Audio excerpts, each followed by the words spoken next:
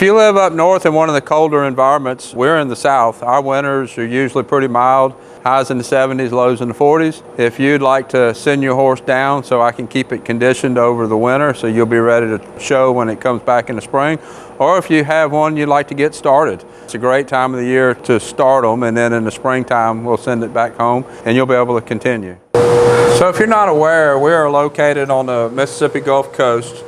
We're 15-20 minutes north of the Gulf of Mexico, just a few minutes north of I-10.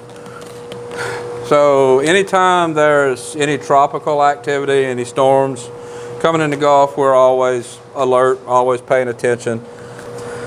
I want to talk just a little bit about kind of our storm plan. Every part of the country has something. If you're up north, you're going to have cold weather, you're going to have snow. If you're out west, you're going to have earthquakes. If you're in the central part of the country, you're going to have tornadoes. There's always something no matter where you are. And in our part of the country, we have hurricanes.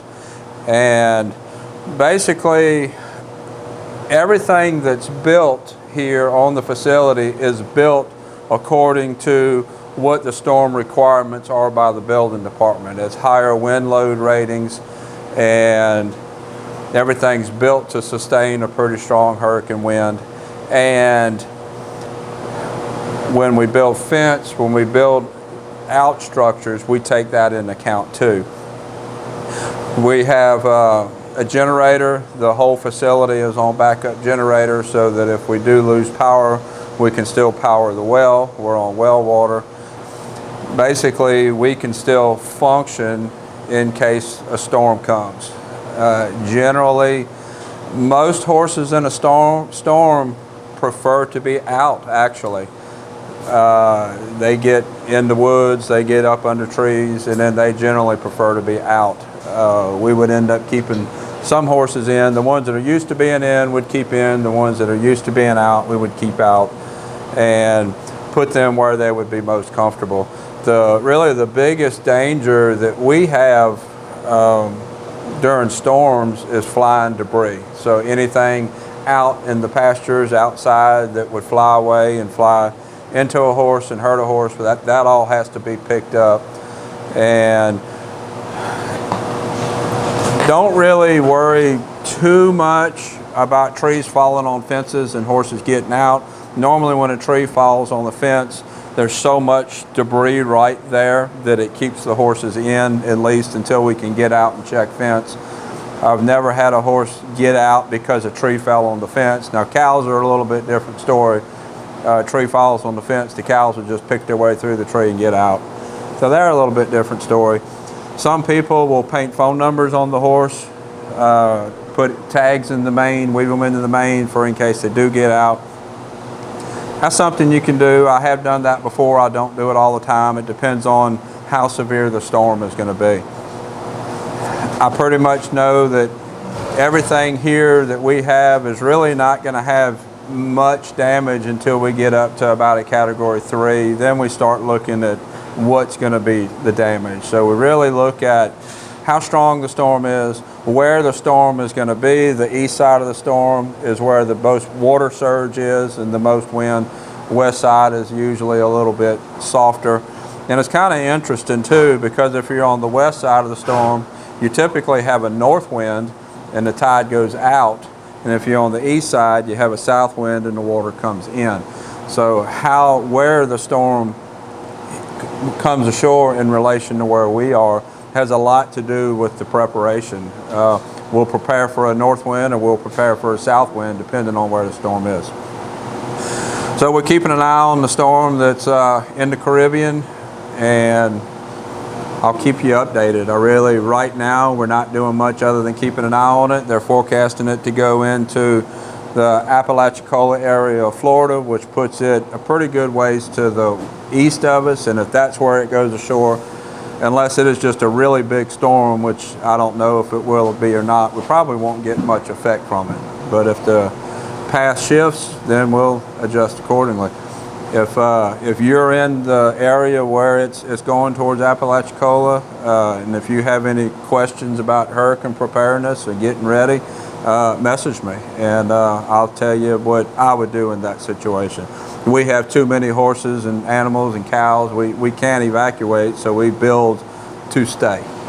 So if you got any questions, message me in the comments. Until next time, thank you for watching. I want to thank everybody for supporting me on Patreon. That's where I usually post some of the more detailed training videos. There's 3 levels, $5, $25, $75. $5 level, you get access to all those detailed training videos. $25 level, you get access to all the videos, plus you get 20% discount on video lessons, and you're entered for a drawing for a giveaway that I do once a month.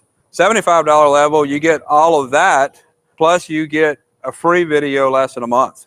I'll get thousands of questions a day. There's no way I can answer them all, but I answer Patreon questions every day. Patreon, Tim Anderson Horse Training. I appreciate everybody for supporting me there.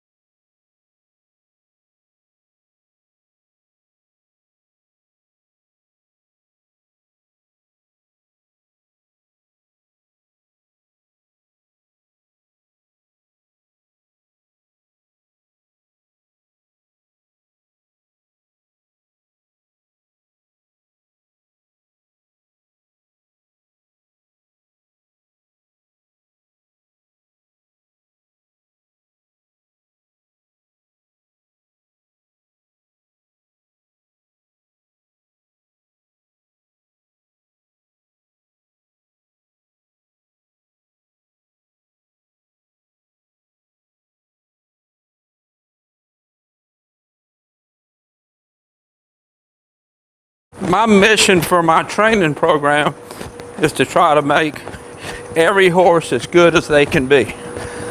I've trained world champion horses, and it's fun. It's nice to be at that level. But there's a lot of horses that get bypassed and skipped over and never attain their potential because they're just not at that level. So you see me riding Mustangs and Arabians and quarter horses and paints and walking horses and all different kinds of breeds and types and levels of ability, and I want to try to get every horse that's sent to me to be the best they can be. Some horses will end up better than others. That's part of it. What I have learned in training those higher level horses, that's the training program that I put together for the rest of these horses. If you want to talk to me about sending a horse to me for training, whatever breed it is, send me a message and we'll talk about it.